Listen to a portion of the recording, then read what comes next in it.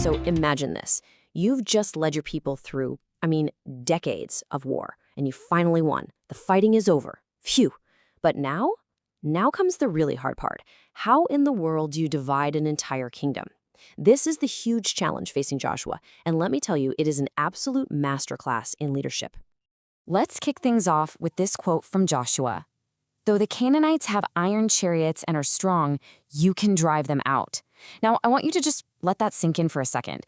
This is the challenge he throws down to his people, and it really captures a theme we're going to see over and over today, this idea of empowerment, of self-reliance, even when the odds feel, well, impossible. Okay, so let's set the scene. Joshua, he's getting old. The years of constant battle have really taken their toll. And yet, there's still a ton of land left to be settled. So his final great task, it's not about fighting another war. Nope, it's about distributing the promised land among the tribes of Israel. This isn't just about real estate. This is about building a nation from the ground up. First things first, Joshua takes care of some old business. It's actually pretty straightforward. He honors a promise that was made years ago by Moses himself. You see, the tribes of Reuben, Gad, and half the tribe of Manasseh, they were instrumental in conquering the land east of the Jordan River. So that's where they get their inheritance. A promise made, a promise kept. So, a promise is kept, land is getting handed out, seems simple enough, right? But hold on, there's one massive exception. In this whole grand plan of dividing up an entire country, one of the 12 tribes gets left out, completely. They get zero territory to call their own, none. And you might be thinking, wait, why? Well, this was actually a very deliberate, super strategic move. See, the tribe of Levi, their inheritance wasn't supposed to be soil. It was service. By freeing them from all the day-to-day responsibilities of farming and managing land, the system basically created this dedicated class of priests and teachers. Their entire job was to focus on the spiritual health of the whole nation. Pretty smart, right? All right, now let's hop over to the west side of the Jordan River. For the other 9.5 tribes, the division of land wasn't about politics or who had the most power. It wasn't about who you know.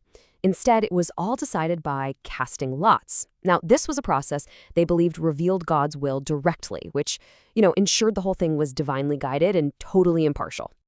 But, within this whole giant lottery system, we find our first absolutely incredible character study. This is the story of a man named Caleb, a guy whose faith was just as strong as his fighting arm, and who was holding on to a promise that had been waiting for almost half a century to finally be fulfilled. 45. Just think about that number for a second. 45 years.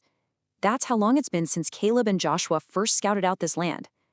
They were the ones who came back with a good report, while everyone else was, frankly, cowering in fear.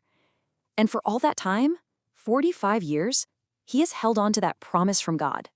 And get this is Caleb's age now, 85 years old. That's an age when most of us would be looking for a nice, quiet place to retire, right? But not Caleb. He goes right up to Joshua and declares that he is just as strong today as he was all those decades ago. He is ready for whatever comes next. And what does he ask for? He doesn't ask for some easy, fertile plains or a peaceful little valley. No way. He points to the hill country of Hebron, a fortified city inhabited by giants, literally the toughest challenge left on the table. He is asking for the one fight that everybody else is terrified of. Okay, so from the battlefield, let's switch gears and look at a completely different kind of courage. This next story, it isn't about physical battle at all. It's about a fight for justice, and it was waged by 5 incredible sisters who dared to question the way things were always done. Let me introduce you to Mala, Noah, Hagla, Milcah, and Tirzah. Now, here was their problem. Their father had died, and according to the laws and customs of the time, because he had no sons to carry on the family name, his land, their entire family legacy, was about to just disappear, be lost forever. So they did something totally extraordinary. They went directly to Joshua and the other leaders. And you know what? It worked! Joshua and the leaders remembered a command that God had given to Moses on this very issue, and they agreed. But here's the really amazing part.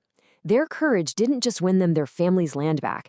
It actually established a landmark precedent, a new inheritance law for women that would literally change the nation. Okay, so let's recap. We've seen Joshua handle keeping promises, being impartial, rewarding courage, and delivering justice. But now comes what might be the ultimate test for any leader. He gets a complaint, but this one's from his own relatives, the people from the tribes of Joseph. And the contrast here is it's night and day.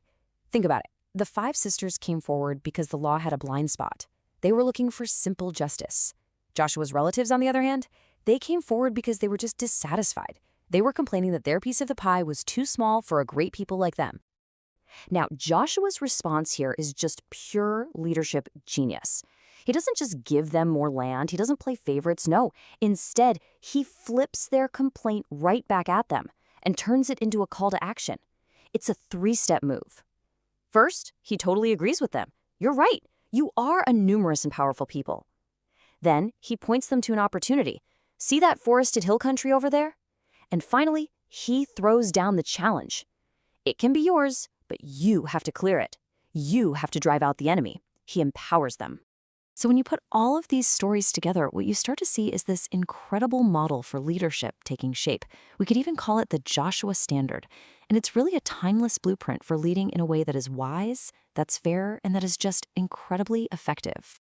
So let's really break this down. What does the standard mean for any of us who lead in any capacity? First off, it's about prioritizing self-reliance over playing favorites. When you're facing pressure, especially from family or insiders, a real leader holds the line. He encourages diligent work for growth. He empowers people to overcome their own challenges.